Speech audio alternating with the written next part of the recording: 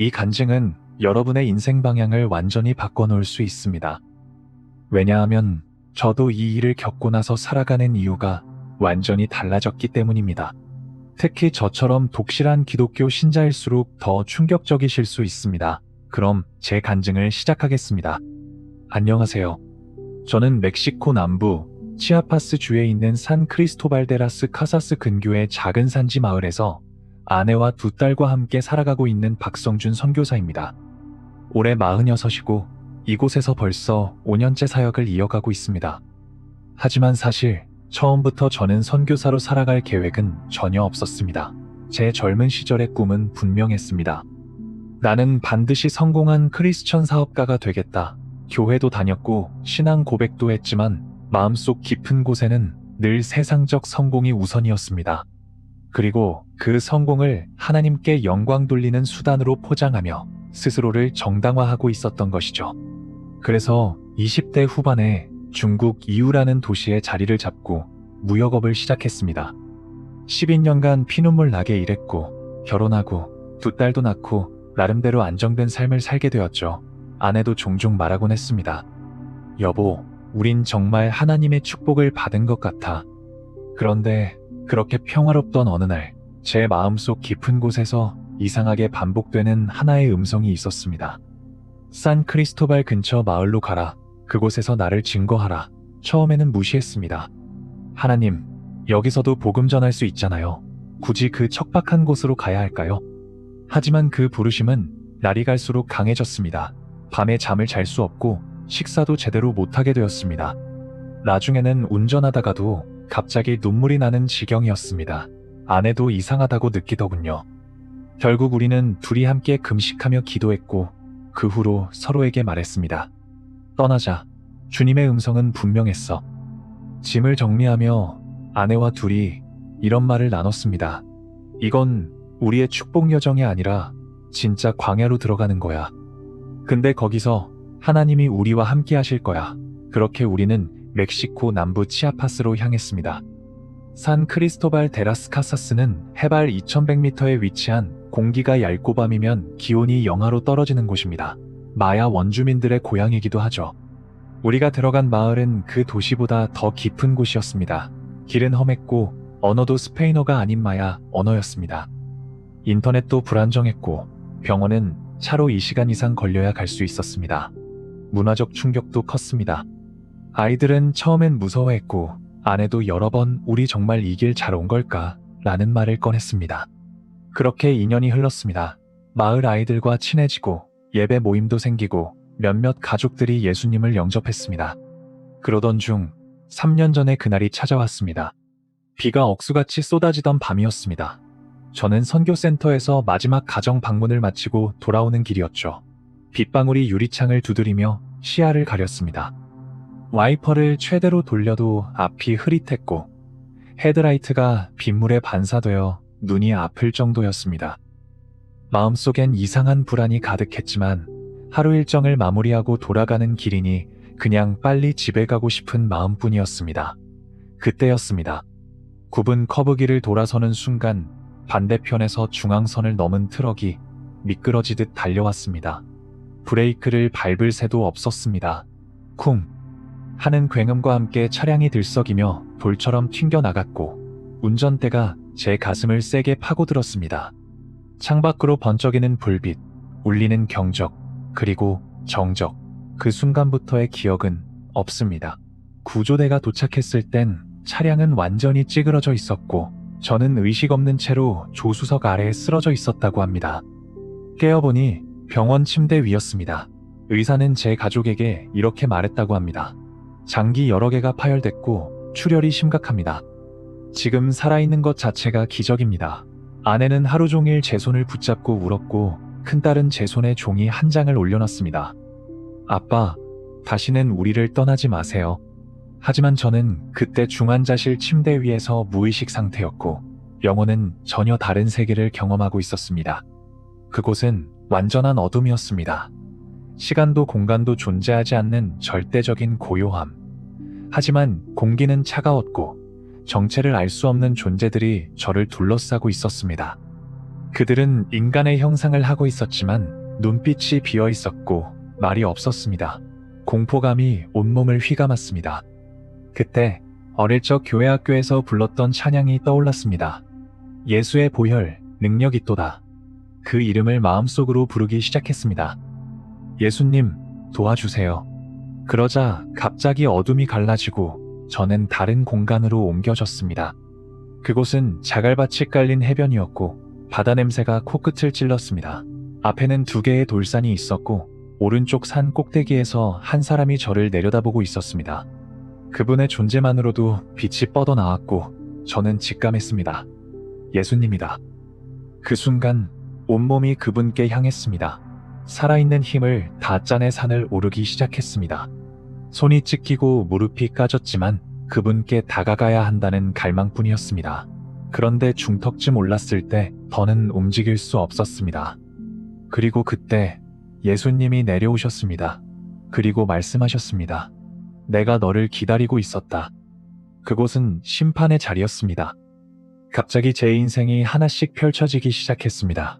어린 시절부터 최근까지 내가 말했던 모든 말, 생각했던 생각, 숨겼던 욕심까지 전부 드러났습니다.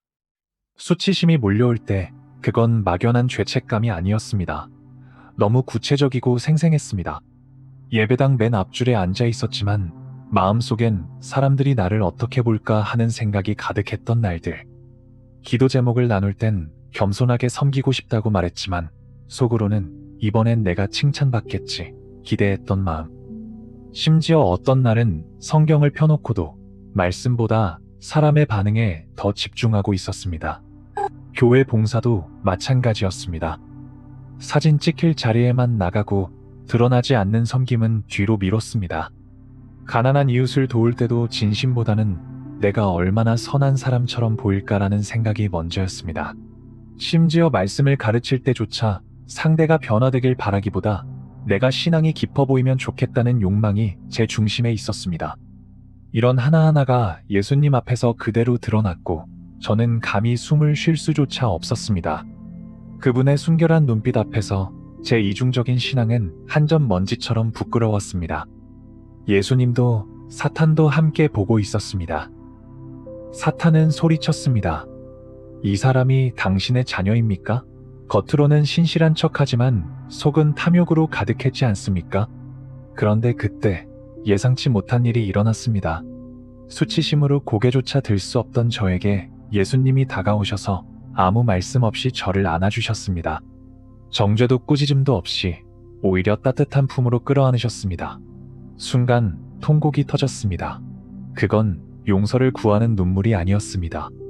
그건 이런 나조차도 안아주시는 그 사랑에 압도당한 눈물이었습니다. 내 죄가 폭로된 자리에서 오히려 사랑이 쏟아졌기 때문입니다. 저는 상상했습니다. 너는 자격 없다는 판결이 내려질 줄 알았습니다. 그런데 반대였습니다.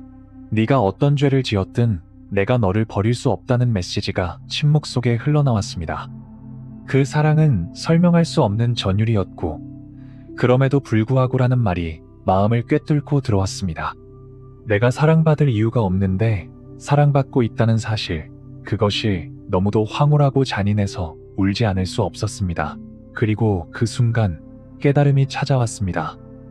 회개란 나의 죄를 하나하나 고백하며 벌을 기다리는 일이 아니라 예수님의 보혈 아래로 피신하는 것이었습니다. 아무리 많은 죄를 지었더라도 회개하는 자를 예수님은 당신의 피로 온전히 덮어주셨습니다.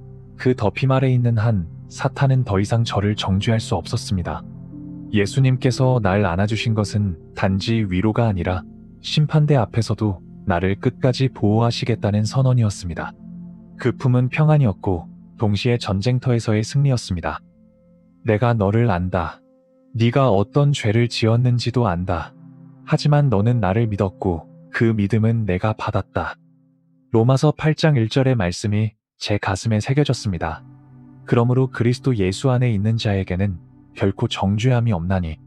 그 후 주님은 제 삶에서 가치 있는 시간들을 꺼내 보여주셨습니다. 저는 예배 수천 번 드렸고 봉사도 많이 했기에 기대했습니다. 하지만 주님이 꺼내신 시간은 너무 적었습니다. 왜냐하면 대부분의 시간들은 사람에게 잘 보이기 위한 예배였기 때문입니다. 주님께서 귀하게 여기신 건 한밤중에 무너진 사업 앞에서 눈물로 울부짖던 그 10분이었습니다. 아무도 몰랐던 그 절박한 순간, 하나님만 붙들었던 그 고백. 하나님, 제발 살려주세요. 그 순간이 가장 귀했다고 하셨습니다. 그때 한 인물이 등장했습니다. 그는 사탄 앞에서도 담대했고 말없이 권세를 뿜어냈습니다. 주님은 말씀하셨습니다. 이 사람은 이 땅에서 나의 복음을 부끄러워하지 않고 전한 자다. 그에게 주어진 상급은 하늘의 권세, 다스림의 자리였습니다. 그 장면은 제 인생을 완전히 뒤흔들었습니다. 병상에서 눈을 떴을 때 저는 다시 태어난 기분이었습니다. 몸은 여전히 통증투성이었고 몇 차례의 수술을 더 받아야 했지만 마음은 전혀 다른 사람이 되어 있었습니다. 전에는 사람을 볼 때 저 사람은 성공했는가, 영향력이 있는가, 나를 인정해줄 사람인가를 먼저 따졌습니다. 그런데 이제는 단 하나, 저 사람은 예수님을 알고 있는가, 많이 제 시야에 들어왔습니다. 매일 아침 눈을 뜨면 살아있음 자체가 기적처럼 느껴졌고, 그날 누구를 만나든 혹시 예수님을 아십니까? 하고 물어보고 싶어 견딜 수 없었습니다. 병실에서 함께 치료받던 환자들에게 복음을 전했고, 간호사들에게도 웃으며 감사 인사를 건네고, 틈날 때마다 가족들과 함께 말씀을 나누고 기도했습니다. 예전 같았으면 피곤해서 넘겼을 작은 기회들도 지금은 모두 하나님이 오늘 나에게 맡기신 사명처럼 느껴졌습니다. 무엇보다 달라진 건 복음을 전하는 방식이었습니다.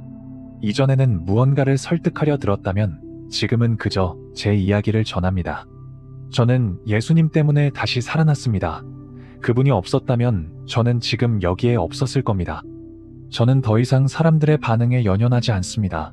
오직 한 영혼이라도 그 사랑을 알게 되길 바라는 마음으로 오늘도 기꺼이 제 인생을 복음의 통로로 드리고 있습니다. 사랑하는 여러분, 심판의 기준은 단 하나입니다. 예수 그리스도를 믿느냐? 그리고 상급의 기준도 단 하나입니다. 그 예수님을 전하며 살았느냐? 이 땅의 시간은 짧습니다.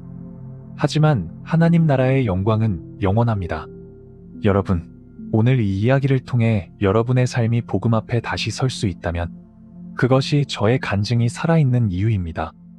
이 간증은 지금 막다른 인생길에서 하나님, 정말 살아계신가요?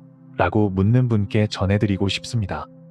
수많은 예배와 봉사 속에서도 마음 한켠이 공허한 분, 누구보다 신앙생활 열심히 해왔지만 정작 예수님과의 관계는 멀어진 분, 그리고 구원의 확신 없이 그저 좋은 사람으로 살고 있는 분들께 드리는 이야기입니다. 예수님은 지금도 당신을 기다리고 계십니다. 이제 예수님께 나아와 첫사랑을 회복하시길 바랍니다. 무릎 꿇고 내 모든 주권을 예수님 앞에 내려놓을 때 예수님께서는 여러분을 진짜 믿음의 길로 인도하실 것입니다. 여러분 모두를 축복하고 사랑합니다.